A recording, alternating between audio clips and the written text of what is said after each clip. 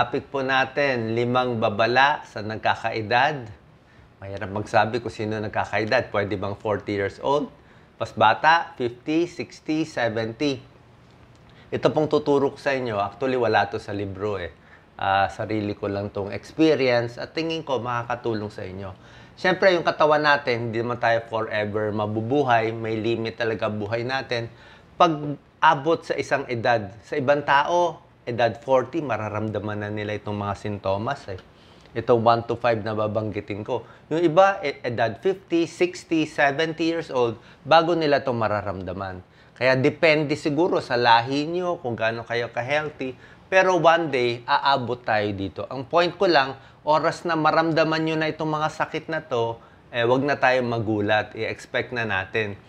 Ako, edad 40, 50, doon nararamdaman ko na to eh. Dati hindi ko nararamdaman eh. Pero yung iba, 60 years old, walang nararamdaman, swerte yun. Diba? Pero expect natin na baka mangyari to at pag nagkakaedad, halos normal na nangyayari na talaga ito. Number 1. May problema sa balance. Okay? Dati, kaya natin tumakbo, isang pa, pagbata tayo, di ba? Laro ng laro, walang problema sa balance. Pero pag nagkakaedad, mas may hilo na kasi. Pag mas matanda, mas nahihilo, mas umiingay yung tenga, mas malabo ang mata.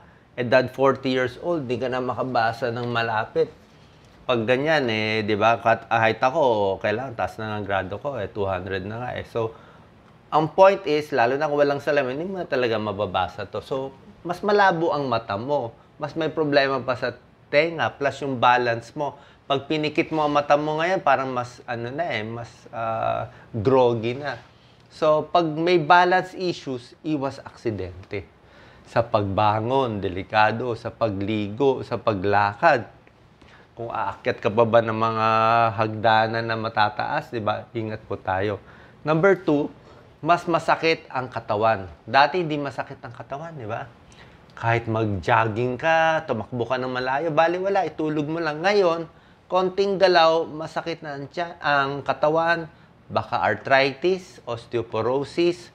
Pagdating sa exercise, ang pinapayo ko nga, medyo moderate na lang. Huwag na yung sobra-sobra kasi baka hindi na kayanin ng katawan. Depende lang po to. Kung kaya nyo, sige, walang problema. Meron dyan, nagsasabi, 50, 60 ako, kayang-kaya ko, Doc, takbuhin. Pwede naman, siguro kailangan kompleto check-up mo. Pero para sa akin, mas safe na konting hinay-hinay. Kasi lahat ng tao naman may limit eh. Number 3, mata at tenga. Mata mas lumalabo, tenga mas humihina. Ayan, kasali yan. Number 4, mas hingal na ngayon. Dati, kaya mo talaga maglakad ng malayo, kahit masyado mainit, kaya mo. Ngayon, konting init, parang mas hingal na. Mas mahina na yung katawan. Mas nagkaka-high blood, mas nagkakaroon ng diabetes, mas tumatanda, mas nagkakaroon nito. Number 5, yung baga, parang minsan mas may plema. Mas madali tamaan ng trangkaso, pulmonya. Ang tiyan, mas makulo, mas masakit. Dati, kaya mo kumain napakabilis. Ngayon, parang iba na siya. Ang puso, baka mas mahina. Yung iba kasi sasabihin, kaya ko lahat yan. Pero magugulat kayo, may tao na edad 50, biglang na heart attack eh. Walang naramdaman. Bakit biglang na heart attack? Ibig sabihin, di na pala niya kaya. Yung ginagawa niya sa edad 50, 60, yung ginagawa niya sa edad 20, hindi na nga po pwede. Dati, kayang-kaya natin magpuyat, 2 araw, walang tulog, di ba? Magbuhat na mabigat, mag-squat, di ba? Kahit mag-push up, kayang-kaya natin lahat eh. Pero pag nagkakaedad, mas hindi na kaya eh. Kasi nga po, tumatanda. Expected naman yun. Kaya nga, dapat yung ginagawa natin, ibabalance natin. Number 1, sa bahay, dapat mas maingat po tayo sa nilalakaran. Iwas sa paso, kasi nga, baka hindi mo gano'ng makita eh. Iwas sa, wag na umakyat ng second floor, maglilinis ng bubong, baka mahulog tayo. Pagdating sa kutsilyo, baka mahiwa ang sarili, di ba? Ito, mag-ingat din sa mga power tools, ayan, no? Sa mga saksakan, baka makuryente, kasi hindi mo na gano'ng balance eh. Iwas na rin sa sigarilyo at bawasan ang pag-inom ng alak. Ito po, sa pag-akyat ng hagdanan, marami natutumba. Sa ilaw, sa mga... Kaya nga dapat po, mas i-adjust nyo yung bahay nyo na mas maingat na. Siguro sa banyo, lagyan ng mga hawakan. Yung sahig, mas pupunasan na. Tapos siguro bumili na tayo ng rubber na mat. Kasi, like kayo, hindi pa ba kayo na muntik-muntikan matumba? Muntik-muntikan mahulog? Umaakyat kayo ng hagdanan. Dati, di ba? Kahit wala nang hawak-hawak sa hawakan. Akyat, baba, 2 step. Tatalunin natin 4 na step. Bali, wala eh. Pero ngayon, kung aakyat kayo lalo pababa o pataas, hawak na lang. Mas safe po.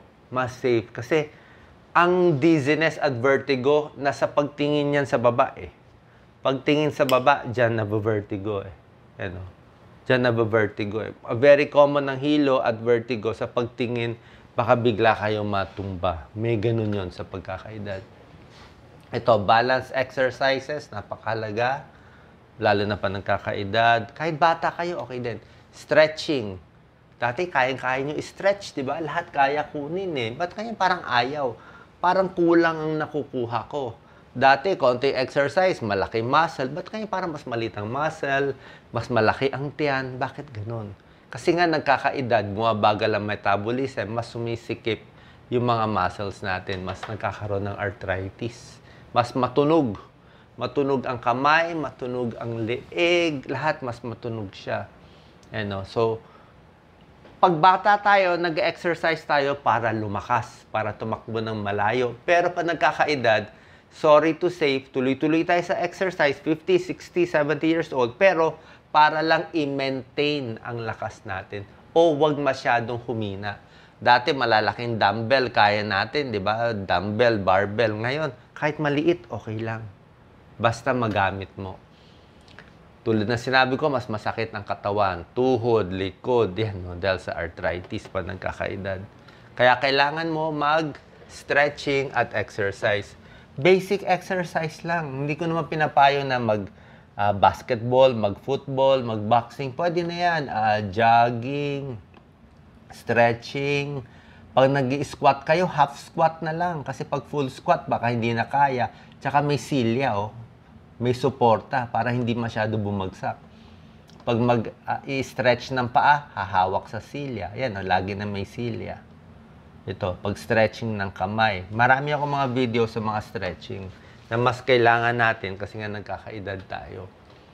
Pagdating sa baga, humihina din ang baga eh. Pag nagkakaedad, mas may plema, ang puso humihina din, ang kidneys humihina din. By age yun eh.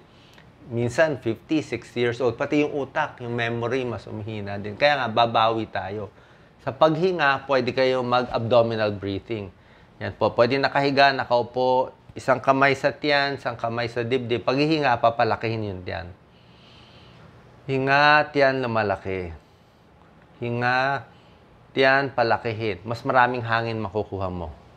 Abdominal breathing yan. Kaysa ito lang. Kaysa dibdib lang, kailangan tiyan. Diaphragm ang bumabanat para mas maraming oxygen. Exercise, tamang pagkain, yan, check up, pampalakas ng baga at ng puso. Pag may edad na tayo, sana naman mas nakaipon tayo ng pera, doon natin babawiin. O sana mas meron tayong may tutulong sa atin, kailangan nyo na rubber shoes na maganda. Kailangan nyo na mas maingat na kayo ngayon sa gamit, mas mag-helmet na kayo ngayon. Kasi nga, doon nyo na babawiin eh. Mas masustansyang pagkain na kakainin. Kasi nga, mas matanda na. Mas maraming vitamins at supplements na naiinumin din. Kasi nga, mas may edad na. Pagdating sa tiyan, dati, kaya mo kainin lahat, di ba? Potato chips, soft drinks, walang problema. Pero kung 50, 60 na, hindi na kakayanin yun. Una-una, matanda na, and mas makulo na ang tiyan. Gawin nyo na lang mas masustansya. Diba? Para hindi magka-GERD, hindi magka-gastritis, hindi mag-constipation. Marami tayong mga problema. Irritable bowel, ito pa, diverticulosis. Minsan, pag kulang sa fiber, kulang sa gulay, ito nagiging sakit. Kumain na mas mabagal.